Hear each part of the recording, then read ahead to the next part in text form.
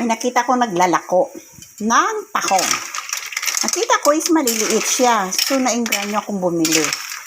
At wala rin kaming ulam ngayon. So, ayan. Pag maliliit kasi ang tahong is masarap. Ayan. Maliliit lang siya. Ayan. Meron yan pinakamaliit.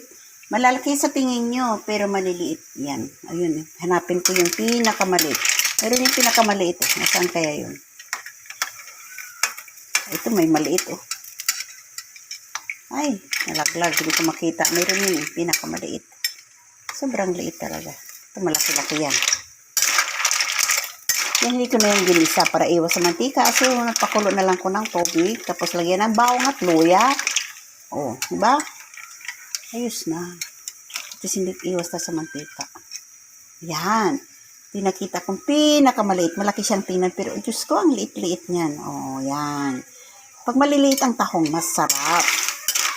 Ito yung mga gusto ko. Kasi pag malalaki, hindi ko gusto. Hindi masarap pag malalaki ng tahong.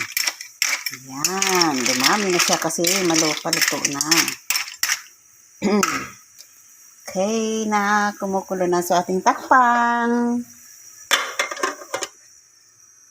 Bubuksan na natin ang kawali. Ayan. Kulong-kulo. Ibig sabihin, lutong-luto na. Okay. So, tayo na. Kainan na ng tahong. Okay, bye-bye. Thank you for watching. Follow for more.